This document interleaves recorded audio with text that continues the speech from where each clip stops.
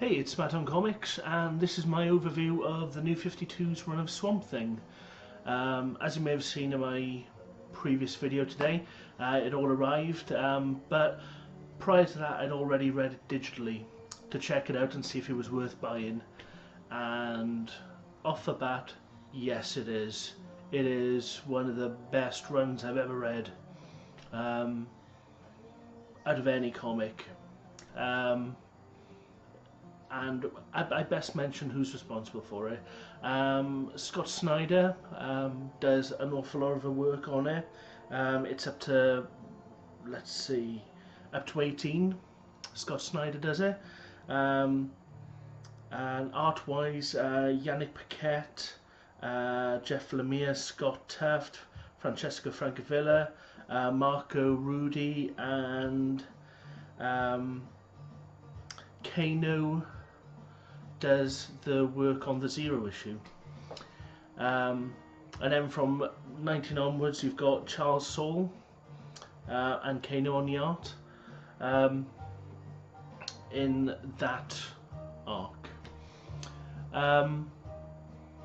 Scott Snyder does horror. He knows what he's doing with horror. He's a slow burning, establishing the fear. I saw a lot of things in Severed which I saw in Swamp Thing, the way he handled things. He's a master of manipulation and getting you to feel certain ways, the unease and the kind of stomach churning horror is in this. It's in a comic. I felt more attached to this comic horror than I felt attached to any horror film I've seen for God knows how long. In this first arc, you've got pretty much up to the 7th issue. This is I'd say moderate spoiler. Up to the 7th issue, Alec Holland, aka Swamp Thing, is still a guy. And the Green are trying to influence him into joining the war as their King Herald, their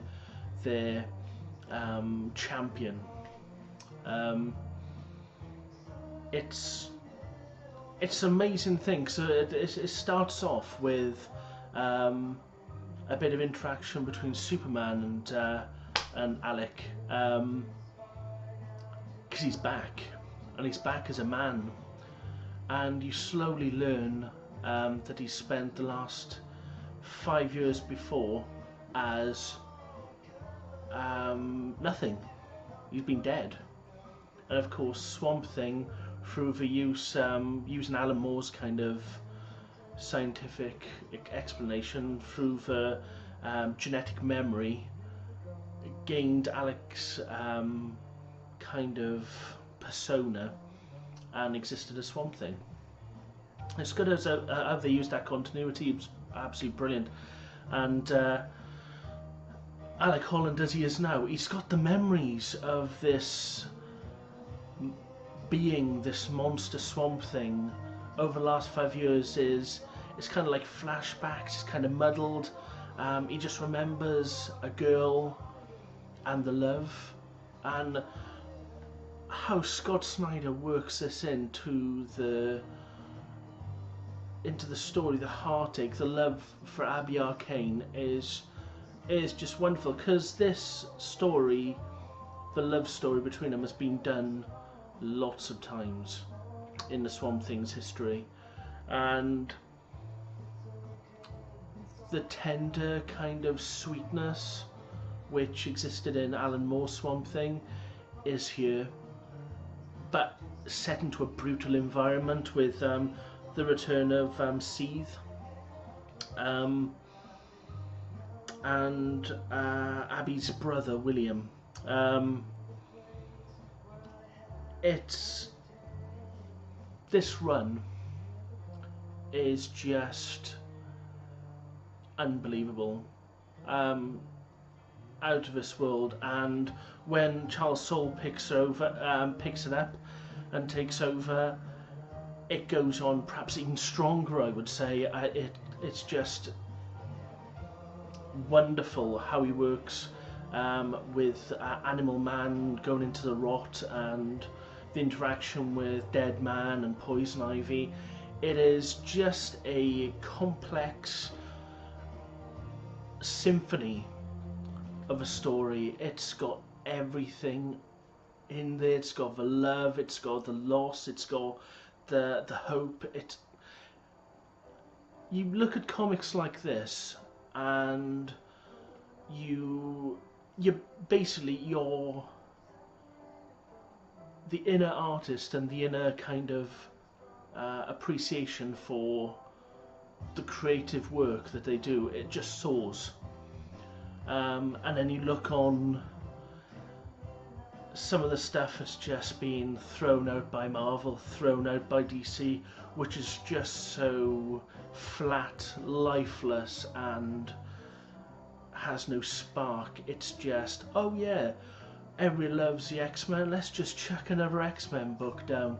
Oh, time travel, yeah, let's just chuck that down. Keep on smashing in your face.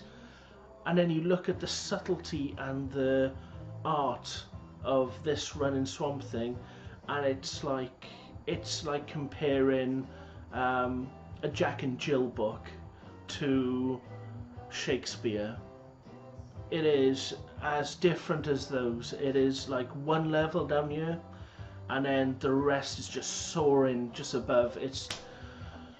It's wonderful. I was so lucky to get this for the price I got it. It's going to be a prize along with the Alan Moore run I'm collecting. I just need the last like 13 issues to complete the Alan Moore run.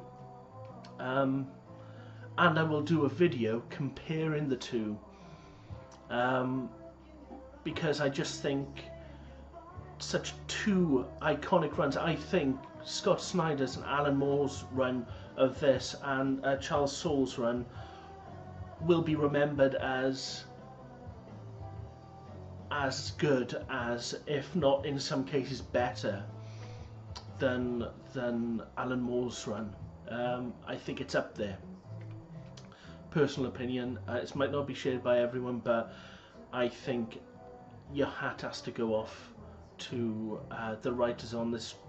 It's just a beautiful, spooky, strange, terrifying kind of trip through this battle of the rot, the red and the green. It's amazing. I'm not going to go too much into plot specifics because I think you need to read this either in trade or pick up singles. It's a must read, and I just, yeah, it overwhelmed my enjoyment. This book did. It just knocked me for 6. I cannot sing the praises enough for this new 52 run of Swamp Thing, and long may it continue, because right up to issue 25 it's there, it's staying, it's constant, it's consistent. There was a drop of art in 1, perhaps 2 issues, which I thought it just went down in quality, but then it just went back straight up. Story was still there, and it was amazing, and I've prattled on enough. And I really do appreciate you watching my videos and listening to my amateurish explanations of this most amazing run. I cannot do it justice. Please comment, subscribe, let me know your feelings on this, and yeah, have a wonderful weekend. Bye.